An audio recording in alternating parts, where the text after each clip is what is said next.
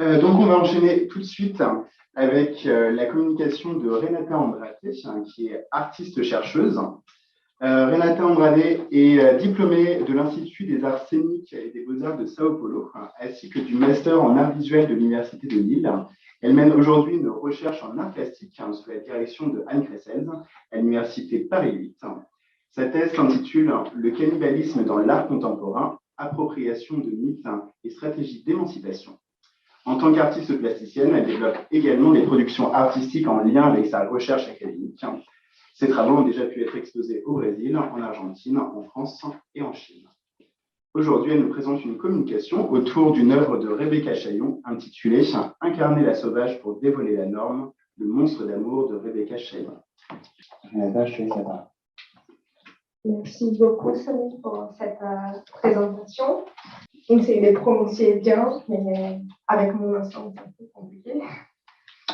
Tout d'abord, merci à toutes et à tous pour cette organisation de ces colloques. Je suis très contente de participer. Merci aussi à cette traduction. Comme l'a dit Samy, je suis artiste-chercheuse et je développe une recherche théorique et pratique sur le cannibalisme, sur les mythes cannibales comme stratégie d'émancipation. Et dans ces cas, il y a avoir des images et des vidéos suggestives qui peuvent être pour choquer certains inconnus.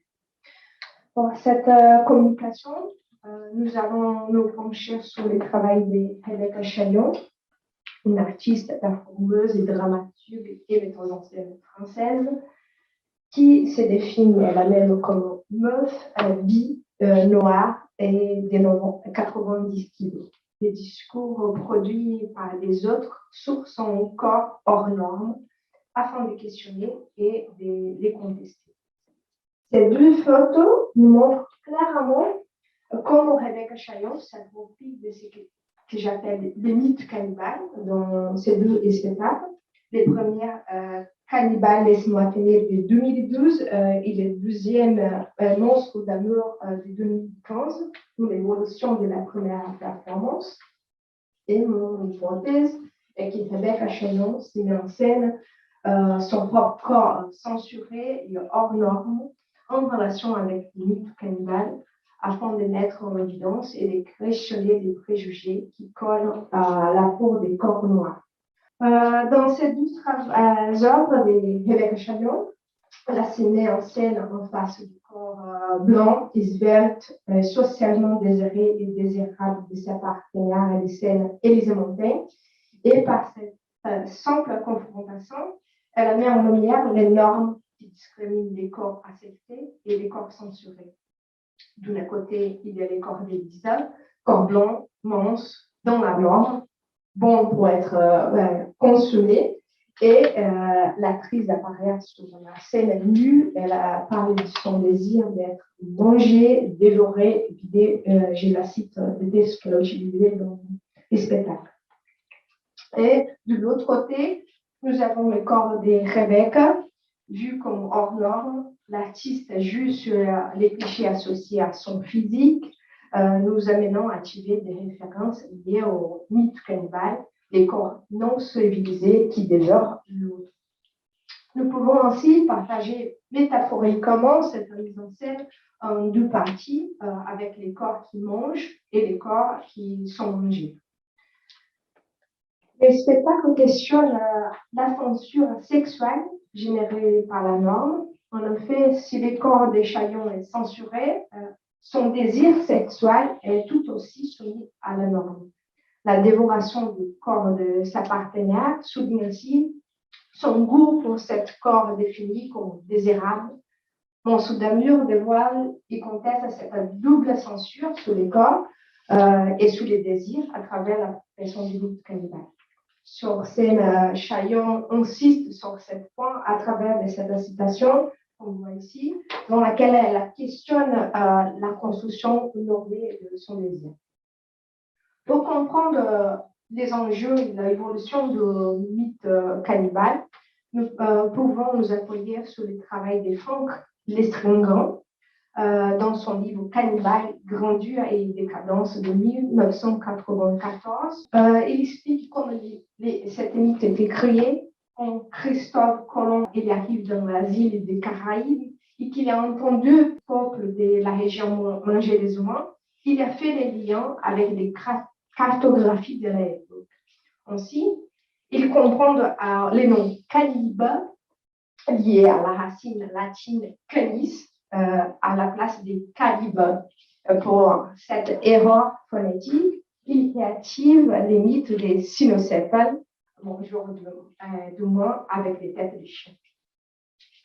Les termes cannibale et sauvage sont ainsi associés. Et finalement, les mots créés par Colomb s'y reprennent largement et rapidement, non seulement pour définir des humains qui mangent des humains, mais aussi pour construire ce que j'appelle les mythes cannibales, des hommes, des femmes sauvages, humains, animaux, monstrueux, mangeurs des humains, en opposition avec les Européens et Européennes vus comme civilisés. Malgré les publications de quelques savants, notamment Montaigne dans son Insight des cannibales, l'association des cannibales et des sauvages a été constituée et reconduite jusqu'à nos jours dans l'imaginaire occidental à travers plusieurs références, notamment ici, comme on voit dans cet passage de 5 semaines en ballon de Jules Verne, cette affiche des œufs au moins, et cette dessin de Walt Disney, ou encore cette publicité de 1986 pour les Blancs. Ces références-là, il y a peu de relations avec les vraies pratiques culturelles qui sont réalisées pour certains peuples de quelques cultures telles qu'elles décrites pour les anthropologues. Le cannibalisme est constitué dans ce cas un mythe, tel qu'elle définit pour Roland Barthes, un système sémiologique seconde qui, dans ce cas, est associé aux non civilisés, aux barbares, aux sauvages, aux monstrueux. Ces mythes-là, comme nous avons vu, ont été construits durant la phase de colonisation européenne des Amériques et de l'Afrique pour justifier l'exploitation des corps et des terres. Dans ses œuvres de Chaillon, elle s'approprie ainsi pleinement de ces mythes dans cette scène, dans son spectacle Monstre d'amour. Il n'y a pas beaucoup de qualité, désolé, mais on peut voir un peu quand même la scène. Dans cette scène du spectacle, elle entre en scène portant un tablier sous son corps, un turban sur la tête et elle a mis du sel sur le corps de sa partenaire. On peut reprendre aussi les clichés des festons cannibales tels qu'on les trouve, par exemple, ici dans cette descente animée de 1930. Ensuite de cette scène, Rebecca est assimilée à 4 pattes, à moitié nue, comme un animal, dévorant des chair crue sur les corps blancs d'Élisa. L'artiste se glisse ainsi dans les coutumes de la cannibale telle qu'elle était taillée et conçue par les regards coloniaux occidentaux. Il ne s'agit pas pourtant proprement parler de cannibalisme, mais simplement d'une posture cannibale. Elle montre aussi l'association de son corps noir racisé avec les mythes cannibales. En effet, si l'on compare ce travail de Rebecca Chaillon avec la performance Lise ton corps de Michel Jourignac de 1969, on peut voir cette dimension de mythique du cannibalisme. Dans cette performance, l'artiste Michel Jourignac, il a réalisé avec son propre corps, avec son propre sang, un boudin, une saucisse, et ensuite il a célébré une messe qui est donnée à manger aux spectateurs des spectatrices. Même si littéralement a eu une pratique cannibale, parce que le public mangeait le corps de Michel Jourignac, L'élite n'est pas mobilisée pour cet artiste-là. Les autismes, la barbarie sont la leçon de l'œuvre de Michel à l'envers, qui est plutôt associé à la messe, à une pratique vue comme du civilisé. Ainsi, l'appropriation du mythe et sa mise en scène en relation avec le corps racisé hors norme constitue un acte de résistance et de contestation des discriminations raciales qui perdurent dans nos sociétés marquées par l'histoire coloniale. En effet, l'artiste qui a grandi dans l'Hexagone, mais dont les parents sont originaires de la Martinique, pose avec cette œuvre la question de la permanence des préjugés racistes dans une société française qui appelle de mettre le corps noir comme composant de son identité. Cette forme d'appropriation résonne parfaitement avec la théorie de Judith Butler dans son ouvrage Les pouvoirs de nous de 2017.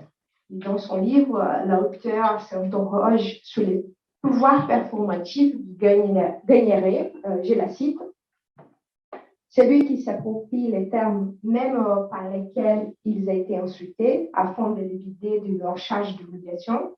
Et elle estime que ces moments-là où les individus s'approprient ces normes pour combattre leur effet historiquement sédimenté est un moment insurrectionnel qui fonde un futur en rompant avec les passés.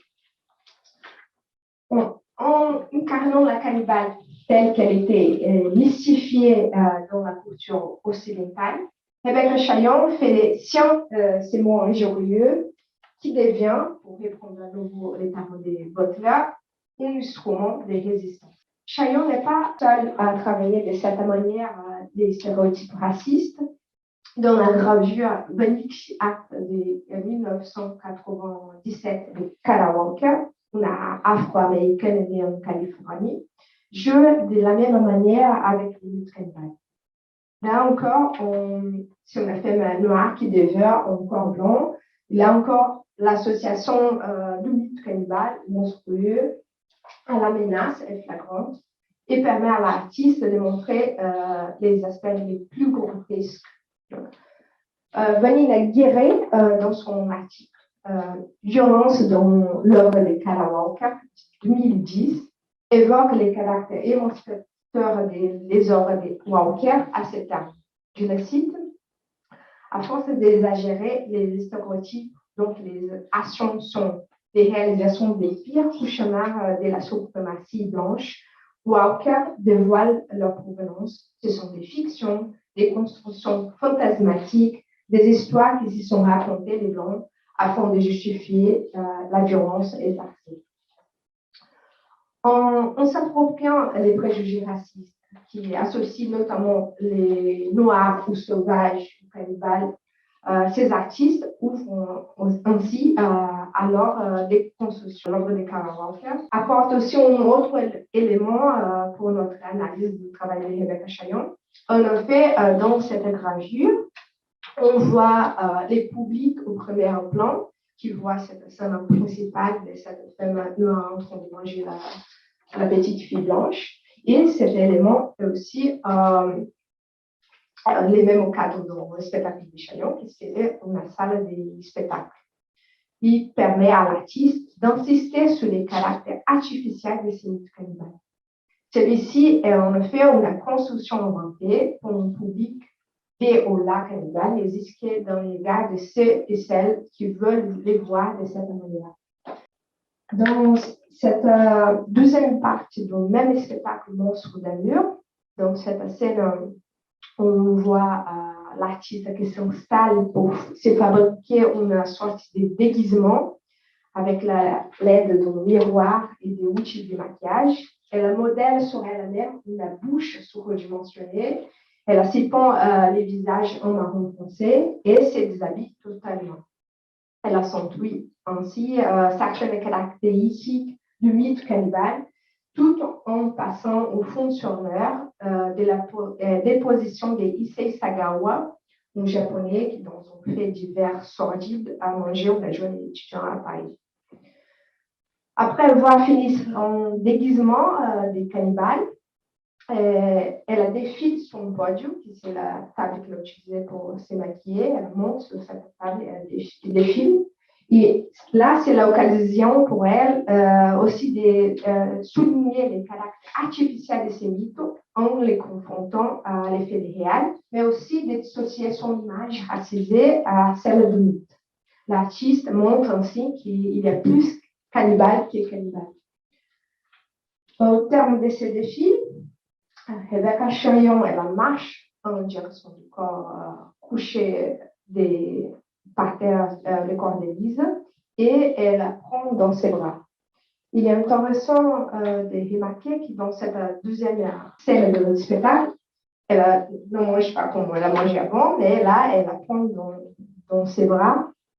Et peut-être que c'est une manière de signifier que cette construction du mythe cannibale pourrait être seulement un discours produit sur les corps noirs afin d'élever, d'exalter et de valoriser les corps blancs. On voit là qu'elle prend dans ses bras et il y a une musique de Johnny Hallyday que j'aime, mais dans une version japonaise, en associant avec Issei Sagawa, et elle reste statique en portant ses corps dans ses bras. Pour conclure, en s'appropriant les mythes cannibales et en incarnant et puis en les caricaturant, Rebecca Chagnon cherche à mettre en lumière les préjugés racistes qui pèsent encore aujourd'hui sur les corps noirs, notamment les féminins. Hors normes, ceux-ci sont associés au sauvage, à l'exotisme et au mythe cannibale. Ces mythes impliquent aussi à la dimension sexuelle à travers le cliché de la mangeuse d'hommes. Dans les spectacles, Chagnon joue aussi les rôles de cette femme noire, désireuse des corps, notamment des corps blancs. En s'englissant dans ces rôles, Chagnon cherche à montrer les caractères grotesques de ces stéréotypes, mais ce choix lui permet aussi de contourner la censure, donc les artistes racisés sont obligés sur la scène artistique contemporaine. À l'instar d'une Joséphine Baker, qui jouait le sauvage pour briller au sommet de l'affiche, Rebecca Chagnon s'offre un espace d'expression en jouant à la cannibale.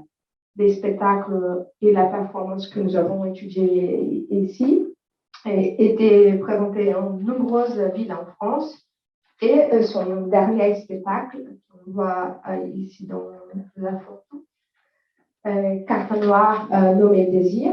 Il y a plusieurs artistes à femmes noires dans ce spectacle. Et il est actuellement tourné en France en plusieurs villes. Cette stratégie d'appropriation et des clichés à la fin de déconstruction constitue tout à fait un choix risqué.